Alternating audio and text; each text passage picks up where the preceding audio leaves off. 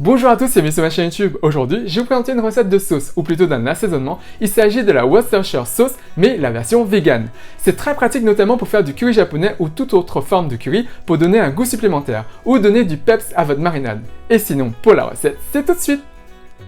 Pour cette recette, vous aurez besoin de 500 ml de vinaigre de cidre, 125 ml de sauce de soja, 75 ml d'eau, 25 ml de tamarin, 50 g de sucre de canne ou de sucre roux, 20 g de sel, un demi-oignon, une cuillère à café d'ail en poudre ou une gousse d'ail, une graine de cardamome, 2 clous de girofle, une cuillère à café de graines de moutarde, une cuillère à café de gingembre moulu, une demi-cuillère à café de cannelle, un huitième de cuillère à café de piment en poudre, un huitième de cuillère à café de curry en poudre et un huitième de cuillère à café de poivre noir.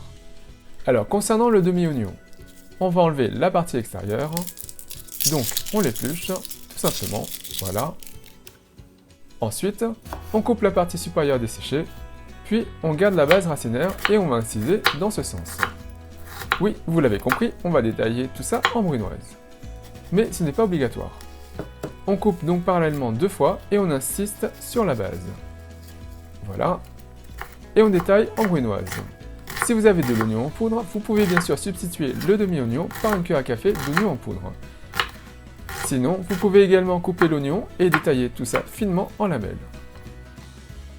Et voilà le résultat. Maintenant, faites chauffer une casserole à feu fort. On ajoute le vinaigre de cidre.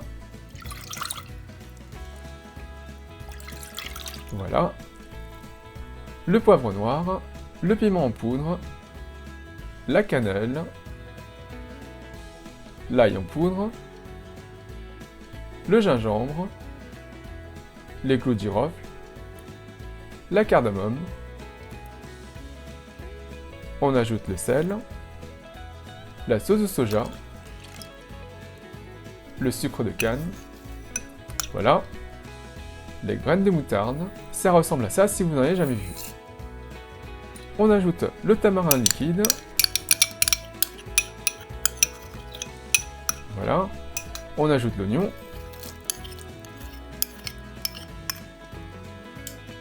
l'eau, et le curry en poudre. On mélange pour dissoudre tous les ingrédients et remuer tout ça. Et on porte le tout à ébullition. Dès que ça bout, on baisse le feu à un feu en dessous du feu moyen et on va laisser réduire un peu. Et on coupera le feu et on retirera la casserole quand ça passera de grande ébullition à frémissement. Et quand c'est à frémissement, on retire du feu. On peut laisser refroidir, mais on peut également transvaser directement dans un bocal stérilisé. On verse à travers une passoire. Désolé, j'en ai mis un peu partout. J'aurais dû prendre une passoire plus adaptée.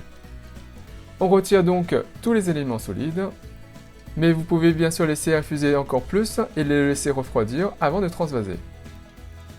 Et voilà. Et ça se conserve au réfrigérateur 2 à 3 mois. Et il faudra remuer un peu à chaque utilisation à cause du dépôt d'épices au fond.